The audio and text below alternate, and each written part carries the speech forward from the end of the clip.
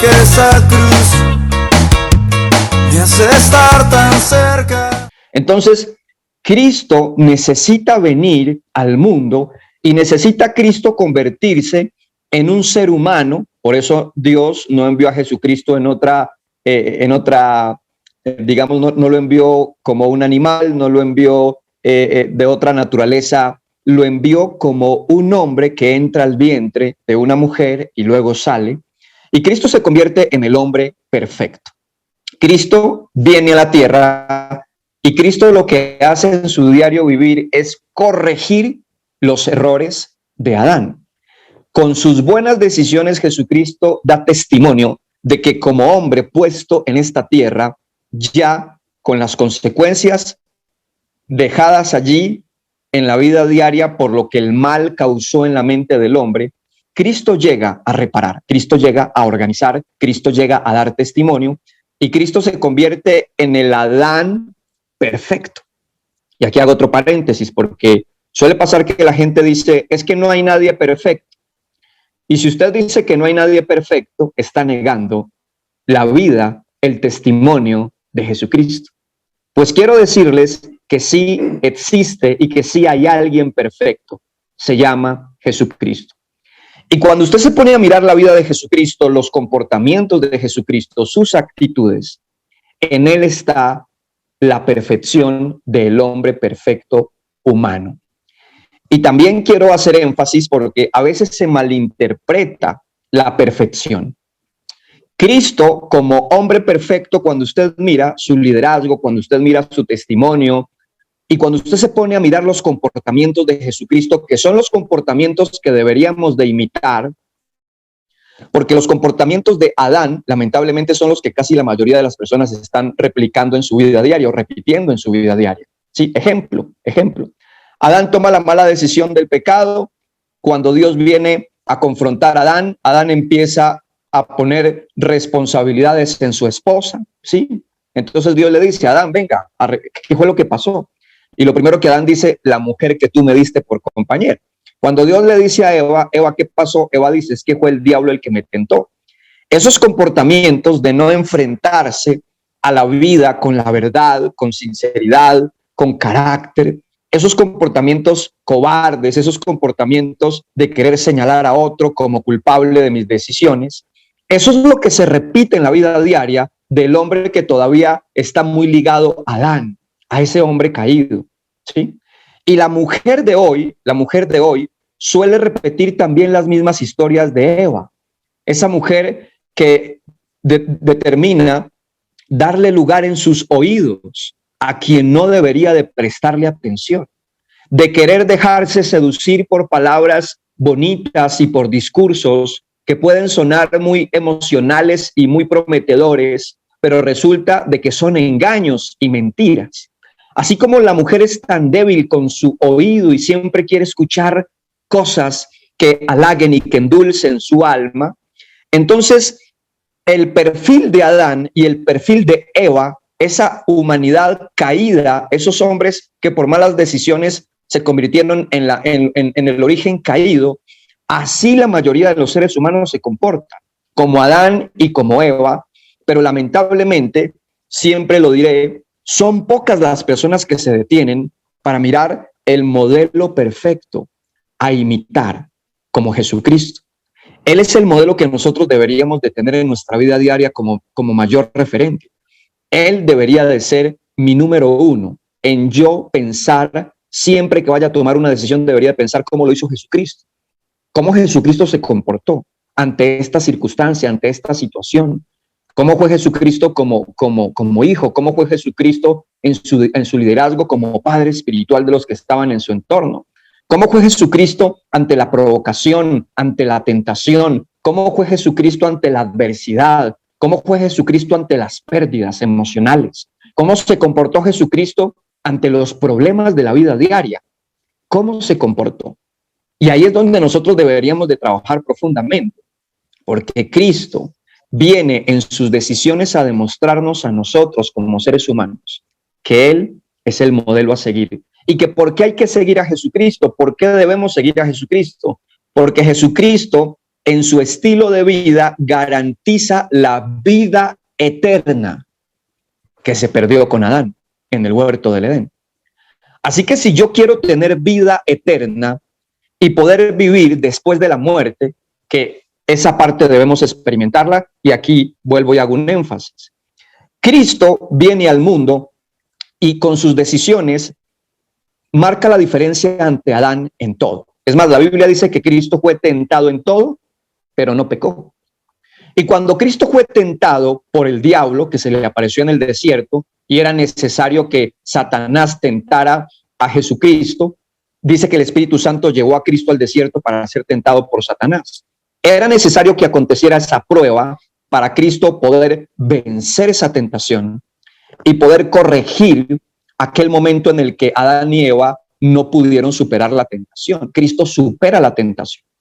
Y supera la tentación igual de profunda como Adán y Eva, porque a Adán y Eva se les manifiesta Satanás, el mismísimo Lucifer, es el que se le presenta a Adán y Eva en el desierto, es el mismo que se le presenta a Jesucristo en el desierto. O sea, no es un demonio común, es el mismo Satanás.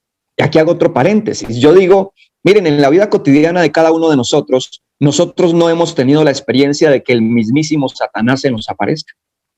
Usted hasta el día de hoy no ha sido tentado por el mismísimo Satanás. Usted ha sido tentado por otros demonios que no tienen el rango de Satanás. Y usted constantemente es tentada por el desorden y por la concupiscencia que hay dentro de su corazón, porque hay dos tipos de tentaciones. Los malos deseos que ya usted tiene en su corazón por lo que ha alimentado, por lo que ve y por lo que escucha.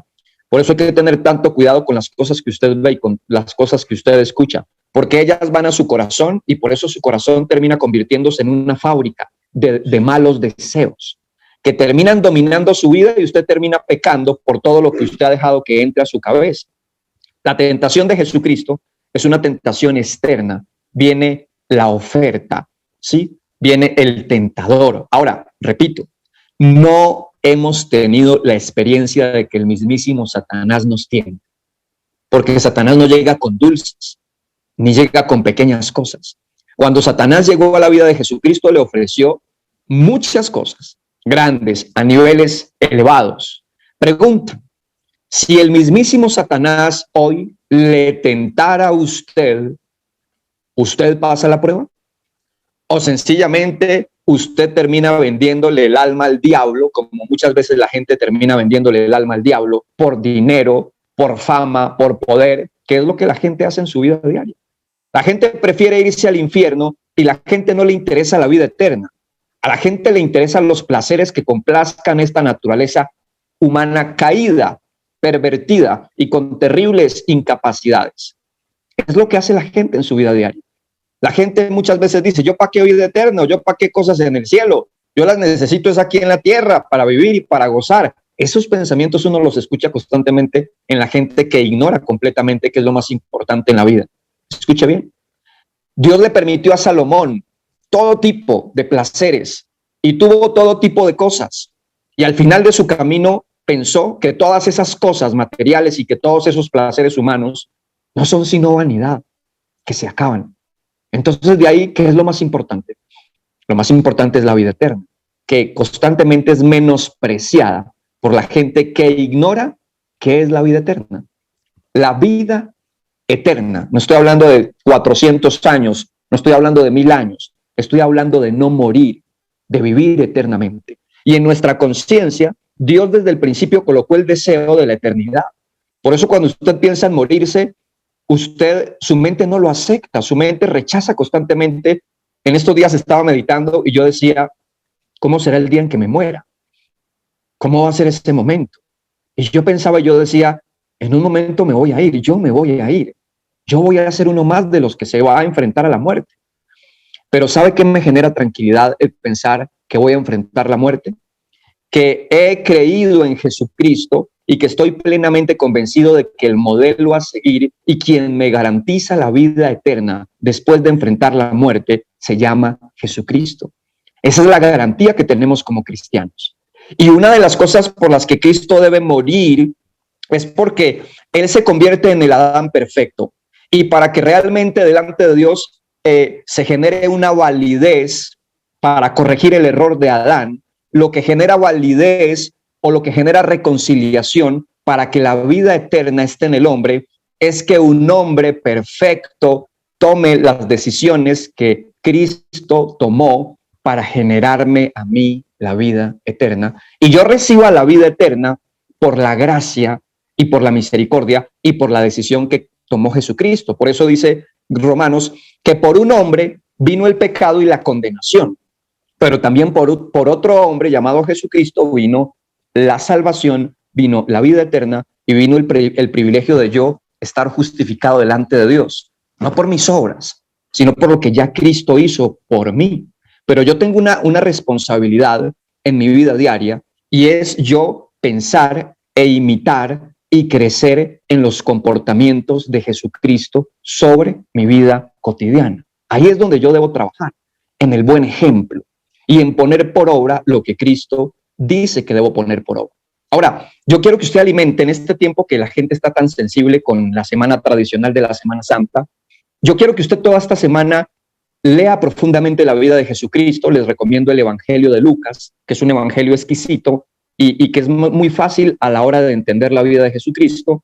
Le recomiendo que vea las películas de Jesucristo. Le recomiendo que tome papel y lápiz y anote cada comportamiento de Jesucristo y haga un análisis. Y aquí quiero hacer énfasis en algo importante. A veces la gente cree que el ser perfecto como Cristo anula las emociones vividas. ¿Qué quiero decir? Jesucristo, siendo el hombre perfecto, se enojó. Y se enojó con razones que tienen justificación y que tienen mérito. Jesucristo no se enojaba por bobadas. Jesucristo no se enojaba por enojarse. Pero Cristo, siendo el hombre perfecto, se enojó. Y que se haya enojado no le quita que siga siendo perfecto. ¿Ok? Cuando Cristo se enoja porque habían convertido la iglesia en una cueva de ladrones, porque habían convertido el templo en una condición desagradable, porque habían vuelto lo santo inmundo, porque habían contaminado un lugar que era dedicado para la oración y lo habían vuelto un comercio. A Jesucristo le molestó, tiró las bancas, se molestó porque habían convertido un lugar santo en un lugar de comercio que no era legal. Eso le molestó a Jesucristo. O sea que el hecho de que alguien sea perfecto como Cristo, es válido enojarse, pero con razones de peso. Pero la gente se enoja por cosas que no tienen argumento y que no tienen sentido. La gente se enoja por enojarse. La gente se enoja por la inmadurez que tiene. O la gente se enoja cuando les dicen la verdad, cuando son confrontados. Usted se pone a mirar a Jesucristo, entonces Jesucristo se enoja y no le quita de que siga siendo perfecto. Jesucristo llora y lloraba por razones importantes. Lloraba con lágrimas que definitivamente tenían significados. Las personas hoy lloran, pero lloran por llorar, o lloran por cosas que no deberían de llorar, ¿sí? Jesucristo tenía la capacidad de decirle a la gente en la cara la verdad. Jesucristo no le asustaba si alguien, por decirle la verdad, lo iba a ver como un enemigo. Es más, a Jesucristo lo veían como si él fuera el demonio, pero el demonio no era Jesucristo. El demonio lo tenían aquellos que no querían obedecer a Jesucristo. Jesucristo, en su capacidad de comportarse, exhortaba y llamaba la atención. En algún momento les dice a los discípulos: ¿hasta cuándo los voy a soportar? ¿Hasta cuándo voy a tolerar en ustedes la incredulidad? ¿Hasta cuándo? Y eso no le quitaba de que siga siendo perfecto. Jesucristo en algún momento tiene que parar a su mamá y decirle a su mamá: madre, qué pena, es que no es como usted diga, ni cuando usted diga. En un momento que Cristo estaba en una fiesta y María quería que surgiera un milagro. Y Jesucristo tuvo, con amor, pero con carácter, la capacidad de no dejarse manipular por su madre y decirle: mamá, es que no es cuando tú digas, ni como tú digas. Tuvo el carácter Jesucristo de decirle a su mamá que no era como ella quería, que era como Dios así lo había predestinado. Jesucristo, en sus comportamientos, usted lo mira cómo se somete a las autoridades, usted lo mira cómo cumple con sus obligaciones. Usted mira un Jesucristo que aprendió a responder a quien él debía responder, pero también Jesucristo aprendió a guardar silencio cuando tenía que guardar silencio. Aprendió Jesucristo a darle explicaciones a las personas cercanas. Pero también Jesucristo entendió que habían personas que no eran necesarias las explicaciones. Jesucristo aprendió a colocar a cada persona en su lugar. Jesucristo aprendió a levantar el que se había caído, pero le decía al que se había caído, no lo vuelvas a hacer. Vemos un Jesucristo con carácter, un hombre perfecto, un hombre dedicado a la oración, un hombre dedicado a su labor, un hombre que en su vida cotidiana también experimenta las emociones, como estaba diciendo, lloraba, reía, le gustaban las celebraciones y las fiestas, pero su comportamiento era un hombre impecable, era un hombre admirable, aprovechaba las reuniones familiares para hablar, para dar testimonio, para compartir. Jesucristo en sus comportamientos es el hombre perfecto. Y siempre diré, alguien me dice, Holmen, ¿y Jesucristo por qué no se casó? Y yo respondo, porque no era parte de los propósitos de Dios, porque Dios no mandó a Jesucristo a procrear. Dios mandó a Jesucristo para una de las primeras razones que hoy quiero decir, para brindarnos vida eterna. Pero si Jesucristo hubiera venido con otro propósito y se hubiera casado, le puedo asegurar que hubiera sido el mejor esposo, el mejor padre, el mejor hermano, un hombre con la capacidad de tener una dependencia de Dios, mas no tener dependencias emocionales de aquellos que estaban en su entorno. Jesucristo dependía completamente de Dios. Le gustaba compartir con la gente, pero él sabía que no podía permanecer con la gente durante mucho tiempo y que en algún momento se tenía que ir. Jesucristo les enseñó a sus discípulos que en su vida diaria iban a tener luchas, que iban a tener dificultades, pero que él siempre estaría dispuesto a ayudarnos. Jesucristo en sus comportamientos, vuelvo y repito, es el hombre perfecto. Él es quien deberíamos de mirar cada mañana para imitarlo. Pero vuelvo y repito, Cristo ha sido malinterpretado y la gente malinterpreta a Dios porque no lee la Biblia. Mire los comportamientos de Jesucristo, dulce, pero fuerte, sensible. Cuando en algún momento vio que las multitudes tenían hambre, hace el milagro de los panes y de los peces, siente compasión, ¿verdad? Pero también un Cristo que sabía interpretar que estábamos en una generación de víboras. Y Cristo dice, esto es una generación de víboras, como también lo decía Juan el Bautista, y tenía la capacidad de confrontar a los hipócritas y decirles a los hipócritas las consecuencias que iban a venir por su hipocresía. Jesucristo fue el que más habló del infierno, fue el que más habló de las consecuencias, si no entraba el hombre a detenerse para realmente reconocer que Él es el camino, la verdad y la vida. Yo le animo a que nos detengamos cada mañana a mirar más los comportamientos de Jesucristo y que no encasillemos a Jesucristo solo en pequeños detalles. Miremos todos los detalles. Y cuando usted mira todos los detalles de Jesucristo y usted está viviendo, entonces es muy rico hacer la meditación. ¿Quién es el ejemplo a seguir? Lamentablemente las generaciones de hoy no tienen muy buenos ejemplos en su entorno. Muchos no tienen padres, muchos no tienen madres sabias. Muchos en su entorno no tienen hombres a quien imitar. La mayoría de nosotros hemos crecido en unos entornos complicados. Nuestros padres no son perfectos y muchas veces terminamos desilusionándonos de nuestros padres porque en el camino sus decisiones terminan siendo muy desalentadoras. Y por eso es tan importante que usted siempre ponga su mente en Cristo. Él es el primero, por encima de su madre, por encima de su padre, por encima de su esposo, por encima de sus hijos. Porque mañana lo van a desilusionar sus hijos, su esposo, su madre, su hermano, su primo, su amigo, su compañero de trabajo, su socio. Cristo es el ejemplo a seguir. Y Él tomó las decisiones correctas, generó vida eterna, y por eso tenía que morir para que su humanidad fuera el reemplazo de Adán, porque ya Adán había dejado la consecuencia, y de esas consecuencias era la muerte física. Cristo viene, vive en obediencia, garantiza la vida espiritual, sin embargo, la muerte física es parte de las consecuencias que generó la mala decisión de Adán. Y termino con esto. Dios nos perdona por nuestros pecados. Hay consecuencias que Dios dice, usted asúmalas con valor, con berraquera y con valentía. Aún Jesucristo, siendo el consentido y el preferido de Dios, lo manda a la tierra, cumple la misión de hacer las cosas bien, de obedecer, pero Cristo vivió la consecuencia de Adán, la muerte física. Cristo tenía que morir físicamente como parte de ese paquete completo a la hora de garantizarnos a nosotros que hizo la labor completa. Entonces la muerte de Cristo garantiza vida eterna y él tenía que morir como parte de las consecuencias que quedaron de Adán. Hay gente que quiere que Dios les resuelva los problemas y que incluso hay gente que quiere que Dios le quite consecuencias humanas y terrenales. Y Dios va a decir, no, qué pena. Yo resuelvo lo más difícil y lo más difícil es la vida eterna. Pero qué pena, la enfermedad, el dolor, las dificultades, a usted le corresponde vivir esa parte. Porque hay gente que quiere que Dios se lo resuelva absolutamente todo. Y Dios a Jesucristo no se lo resolvió completamente todo. Le permite que muera como parte del precio y de las cosas que hay que pagar a la hora de asumir que estemos en paz. Hay gente que quiere reconciliación, hay gente que quiere que las cosas se resuelvan, pero las quiere muy fáciles. No quieren pagar el precio.